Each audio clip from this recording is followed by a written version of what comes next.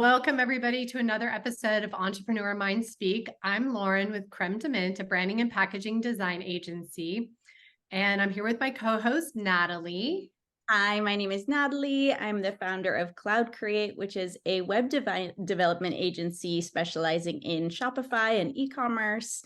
And I'm here based in Tampa. And today we would like to welcome Victor Olshansky and Scott Amster from ZÍAMI Distillery. Welcome. Thank you. Thank you. So today they're going to be sharing with us a bunch of valuable information on starting an alcohol line or energy drink line. And we'd love to hear how both of you guys got into this business. Sure. I'll start off on this question. So I'm the founder of ZÍAMI Distillery. We started the business in 2017 with the initial intent to create a locally sourced contemporary rum for South Florida. We created the brand first with the desire that eventually we were going to have our own small batch craft distillery here in South Florida, open to the public, etc. We did our first batch of rum with another local distillery starting in 2018. We opened our own distillery in 2019, towards the end of 2019. And then in early 2020, just as we were hitting our stride, COVID happened and we had to pivot. We did a few other things, made a lot of hand sanitizer. And then coming out of that experience, we decided going forward, we wanted to focus 100% on the production side of the business and leave the sales and marketing to other people.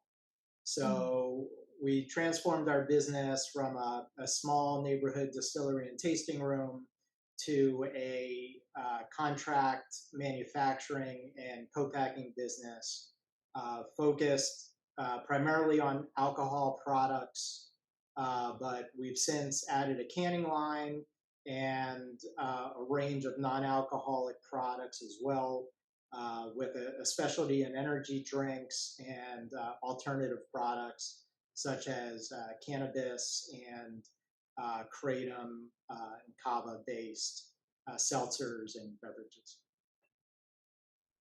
Amazing. What led you to decide to diversify that way? A lot of the time I noticed people are, they set out to make their one thing and they stick to that one thing. Did you always feel that you kind of had a flexible idea of how you were going to allow the business to progress, or did opportunities kind of pop up to you? So for us, it was more about reacting to the reality of the market and the situation during the epidemic.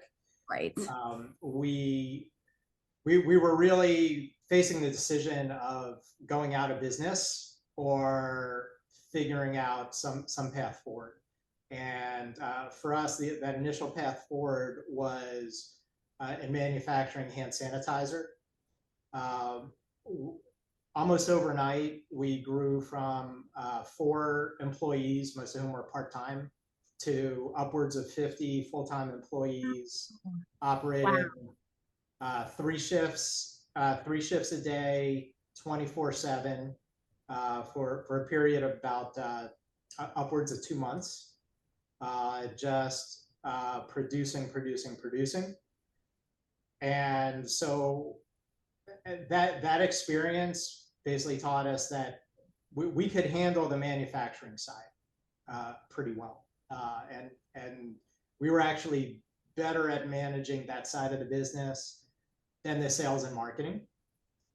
So coming out of the COVID experience, and also as the hand sanitizer market started to dwindle at the end of 2020, there were still a lot of questions about when bars and restaurants would reopen, how quickly we could relaunch the ZÍAMI rum brand, how much additional investment it would take in sales and marketing to relaunch the brand versus continuing with our proven strength, which was the manufacturing. And so that's how we transitioned from a rum brand into a contract manufacturing co-packing business. That's wonderful. I love that you found your strength there and then just went all in on that. I think that's even though you expanded in the product ranges, it's kind of like you niched down into what you felt your strength was.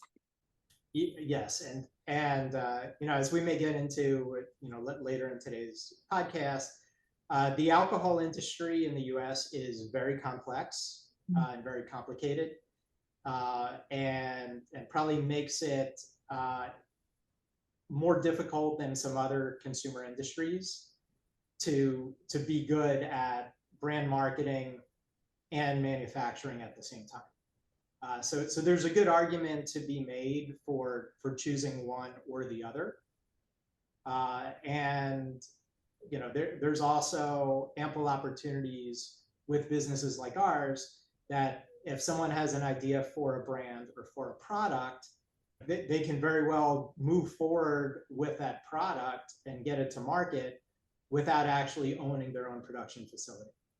And how do you feel that you kind of work with new small business owners when you meet them? I'm going to turn a lot of this conversation to Scott, who's our head of business development. And Scott has these conversations day in and day out with a lot of our prospective clients. He can speak very well to how that comes about. Thank you very much.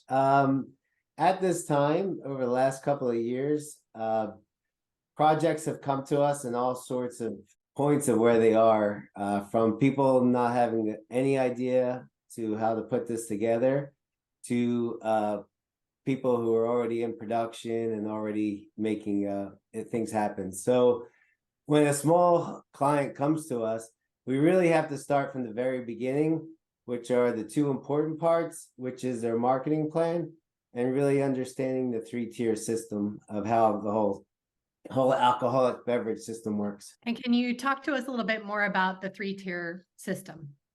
Okay, great.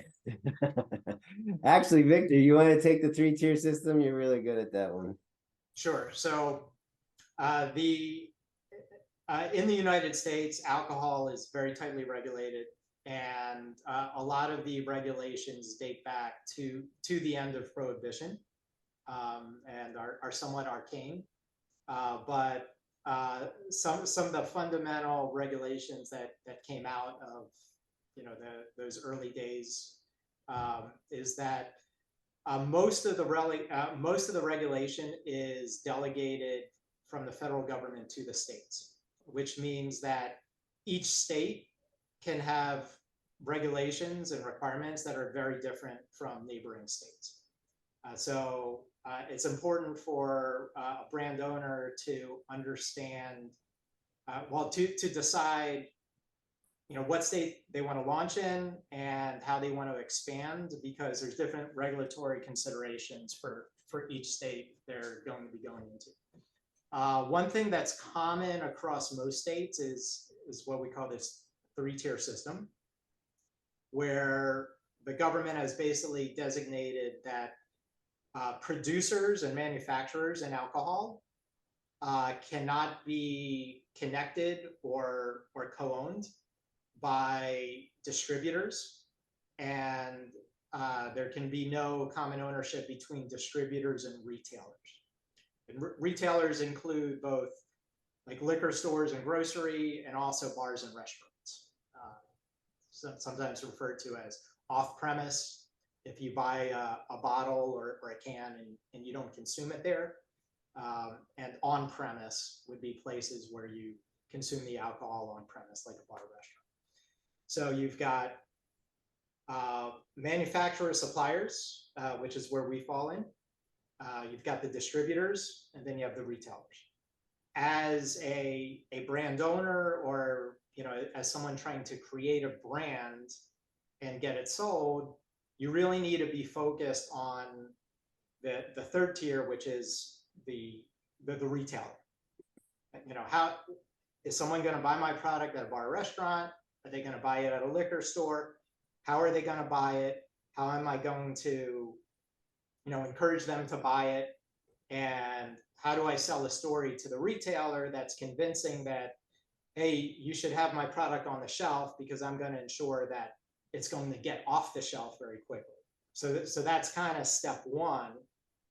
But you can't complete step one if you don't have a good relationship with the distributor in the middle to get the product from me to that store. Over the years, of those 3 tiers, the distribution tier is the most consolidated and has the most leverage in the industry. So understanding who the distributors are in your market and how to work with those distributors is essential to being able to get your product from A to B.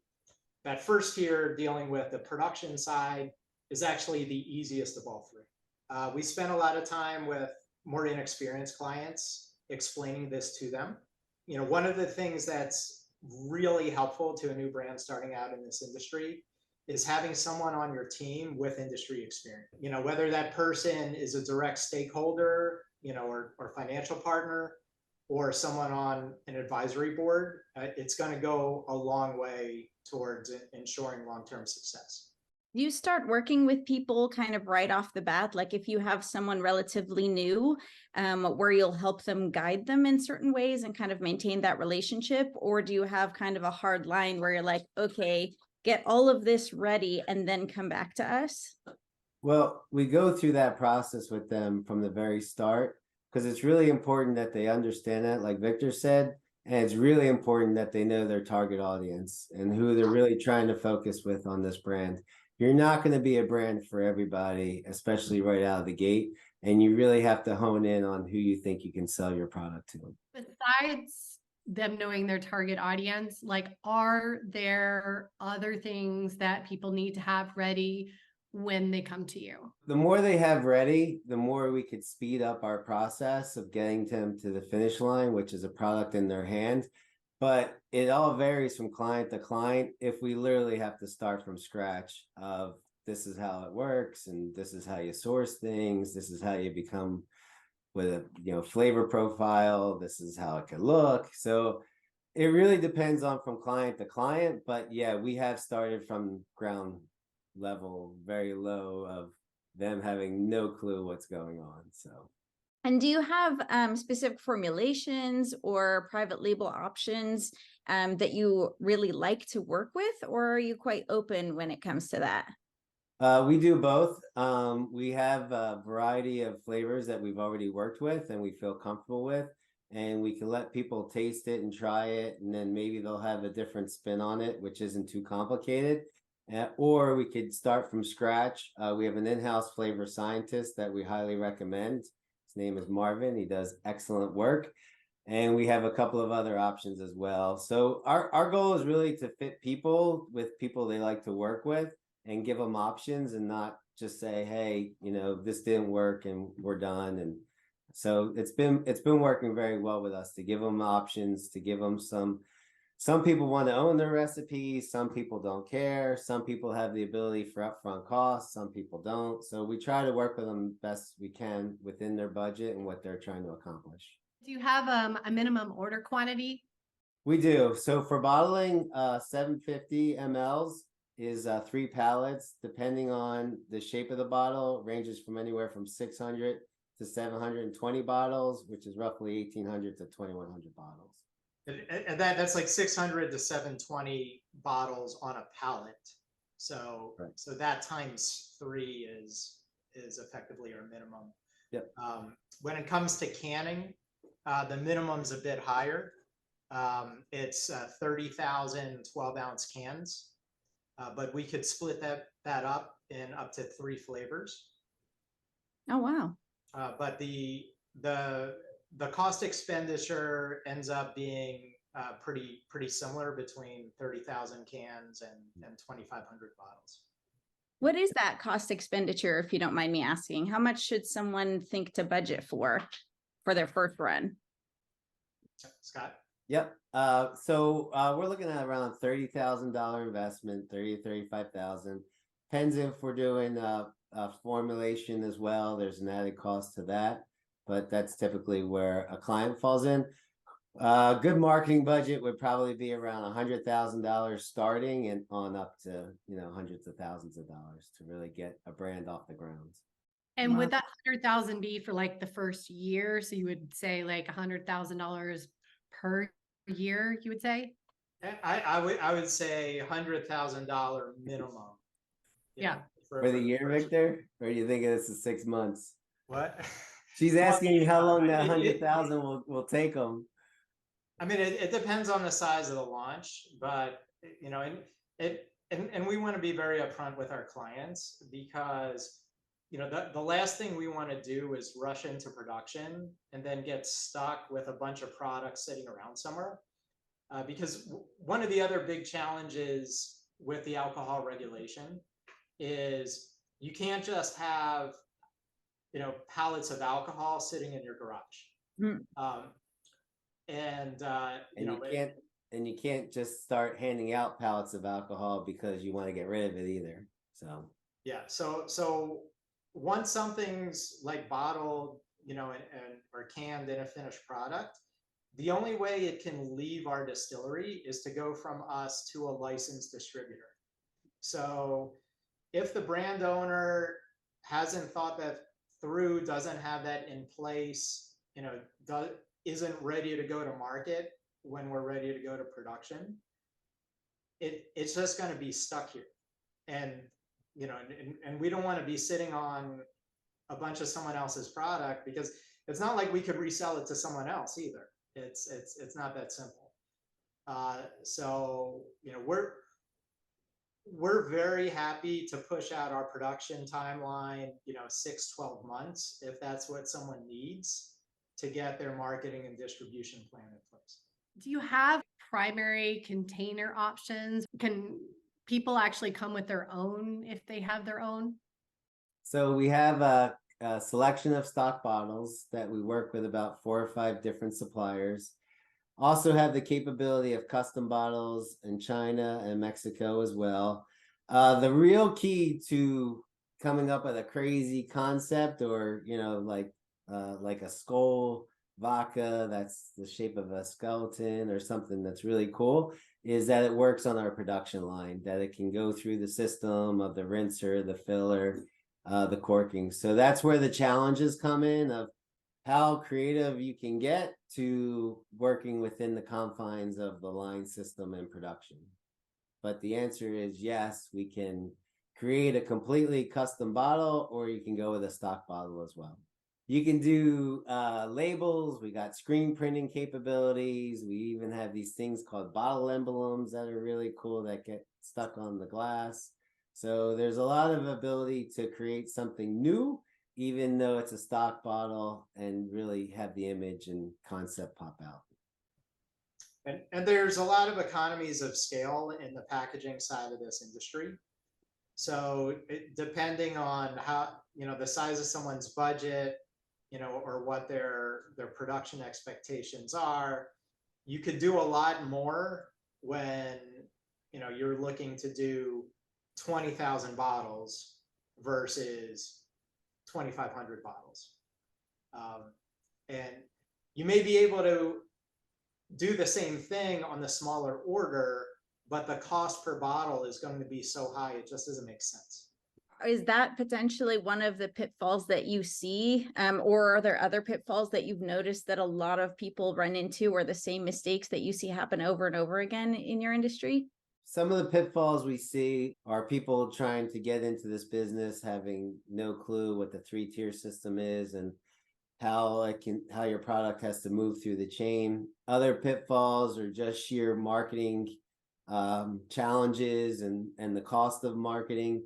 And then one of the biggest pitfalls that I face a lot is this is my grandmother's secret recipe that she spends an hour in the kitchen making, and during the holidays everyone just loves it. It's amazing, and how do we put it into a bottle? And they think you can take that original natural recipe and make it cost effective, make it last in glass, And that's, when you start to break that apart with people, they get all discouraged and unhappy. And well, that's not how she made it. Well, there's a reason why, it's not on the shelves, is because it can't be scalable. It's not cost effective. So those are kind of the pitfalls we run into when we get started with people.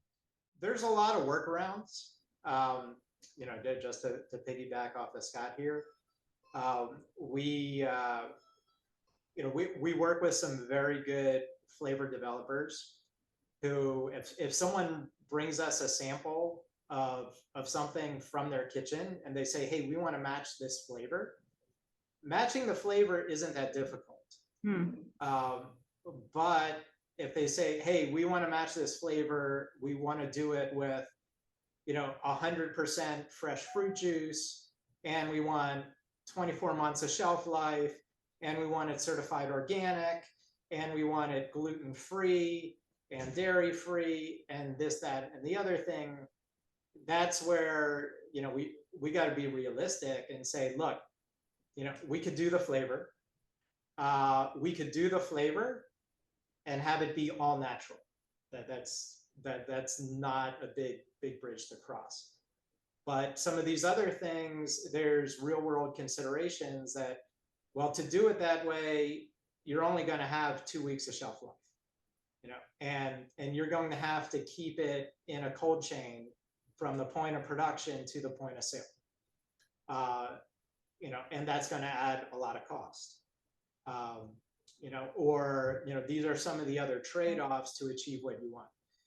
I like to add to that as well, what we're facing. So people are taking the effort of hiring very professional flavor houses and people that engineer formulas, but they're not asking the right questions when they're doing this. They're not asking them like who can produce this for me, or how scalable is this?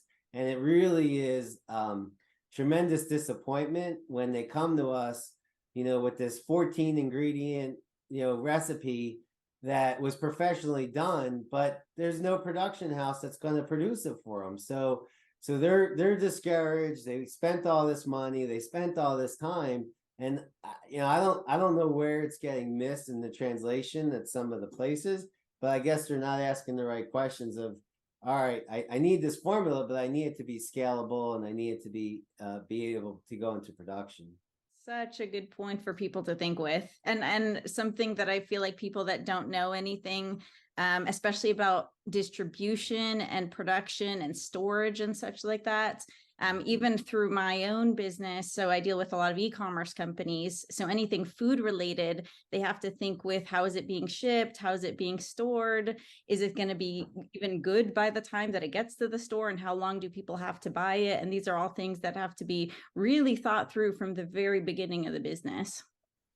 And I will say that, a lot of the things we're talking about, with the exception of the 3-tier system, are applicable to all beverage products, not just alcohol.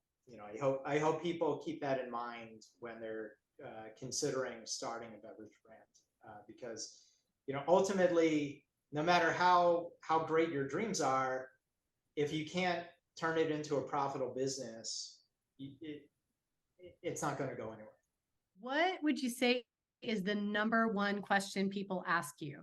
I'm talking to new people, clients, and they're out there on a goose chase. I mean, they're spending 6 months, a year, 2 years trying to get this done, and they're just not getting any traction. I don't know if people aren't disclosing information to them.